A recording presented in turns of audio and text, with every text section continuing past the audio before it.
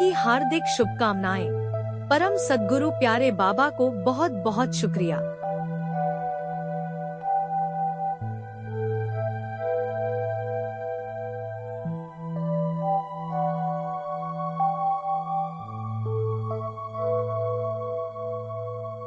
आज है प्यारे बाबा की साकार मुरली 30 मई 2024 प्रात। मुरली ओम शांति। बाप दादा।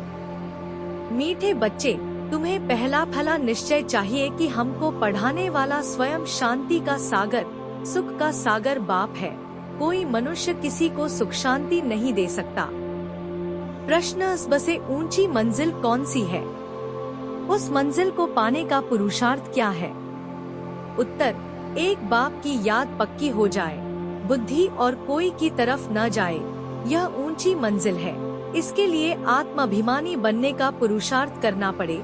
जब तुम आत्माभिमानी बन जाएंगे तो सब विकारी ख्यालात खत्म हो जाएंगे, बुद्धि का भटकना बंद हो जाएगा, देह के तरफ बिल्कुल दृष्टि न जाए। यह मंजिल है, इसके लिए आत्माभिमानी भव। ओम शांति।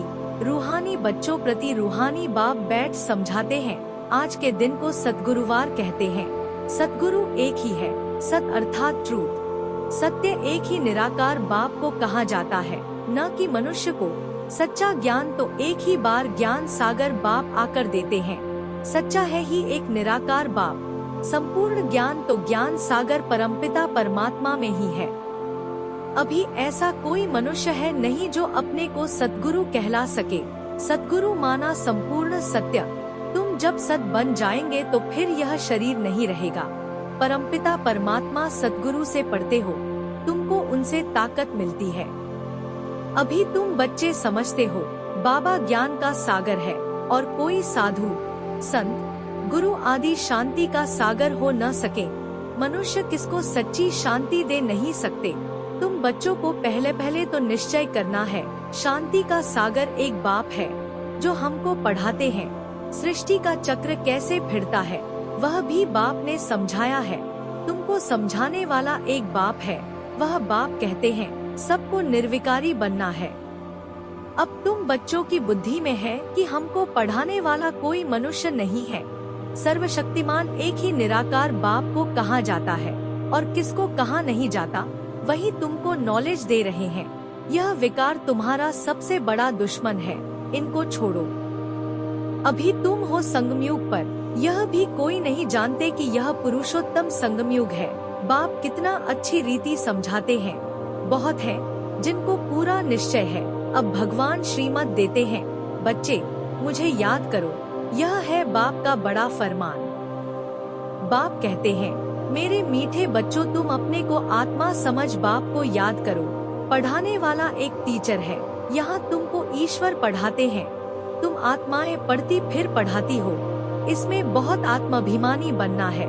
आत्माभिमानी के बदले देहाभिमानी बन पड़े हैं। जब आत्माभिमानी हो तब विकारी नहीं कहला सकते। बाप आकर निर्विकारी बनाते हैं। आत्मा पवित्र बनने बिगर ऊपर जा न सके। हिसाब किताब चुकतू करना पड़ता है, फिर भी पद कम हो पड़ता है। बाप की याद पक्की हो जाएगी तो फिर और कोई की तरफ बुद्धि नहीं जाएगी। बहुत ऊंची मंजिल है। तुमको सुख से बाप की याद में जाना है। जितना मुझ बाप को याद करेंगे तो और सब भूल जाएंगे, कोई भी याद नहीं रहेगा। बेहद का बाप ही ज्ञान देते हैं। बाप ने प्रवेश किया, साक्षात्कार कराया कि यह तो बाप ही ज्ञान देने वाला है।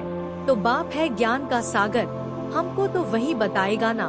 वह बाप ही है जिसको त्वमेव माताश्च पिता कहते हैं।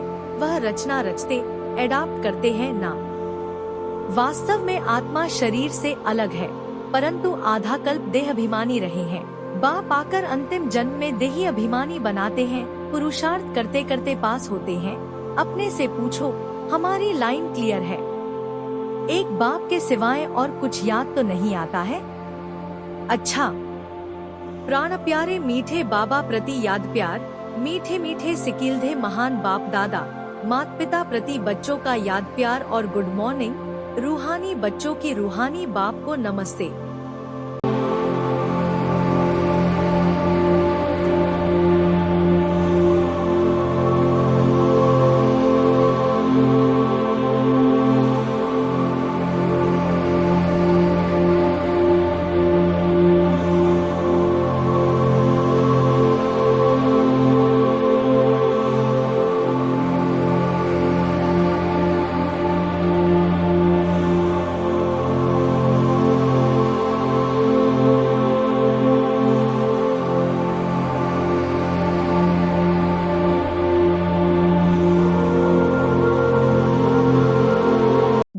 के लिए मुख्य सार। 1. ज्ञान से अपनी दृष्टि का परिवर्तन करना है। आत्माभिमानी बन विकारी ख्यालात समाप्त करने हैं। किसी भी विकार की बांस न रहे, देह तरफ बिल्कुल दृष्टि न जाए। 2. बेहद का बाप ही हमें पढ़ाते हैं, ऐसा पक्का निश्चय हो तब याद मजबूत होगी। ध्यान रहे, माया निश्चय से जरा भी हिला न दे। वरदान, सेवा भाव से सेवा करते हुए आगे बढ़ने और बढ़ाने वाले निर्विघ्न सेवाधारी भाव। सेवा भाव सफलता दिलाता है। सेवा में अगर हम भाव आ गया तो उसको सेवा भाव नहीं कहेंगे। किसी भी सेवा में अगर अहम भाव मिक्स होता है तो मेहनत भी ज्यादा, समय भी ज्यादा लगता और स्वयं की संतुष्टि भी नहीं होती। सेवा भाव वाले बच्चे स्वयं भी आगे बढ़ते और दूसरों को भी आगे बढ़ाते हैं। वे सदा उड़ती कला का अनुभव करते हैं। उनका उमंग उत्साह स्वयं को निर्विघ्न बनाता और दूसरों का कल्याण करता है। स्लोगन, ज्ञानी तो आत्मा वह है जो महीन और आकर्षण करने वाले धागों से भी मुक्त है।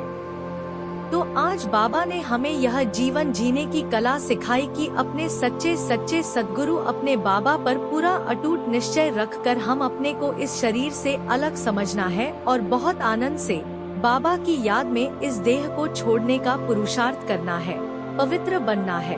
साथ ही साथ हद के सभी आकर्षणों से मुक्त बनना है। एक बाप की याद पक्की हो जाए, बुद्धि और कोई की तरफ न जाए। ज्ञान से अपनी दृष्टि का परिवर्तन करना है। आत्माभिमानी बन विकारी ख्यालात समाप्त करने हैं। किसी भी विकार की बांस न रहे, देह तरफ बिल्कुल दृष्टि न जाए। आज की इतनी सुंदर और ज्ञानी तू आत्मा बनाने वाली मुरली के हमारे परम शिक्षक परम सद्गुरु प्यारे को दिल से पद्मा पदम बार शुक्रिया। वाह बाबा वाह।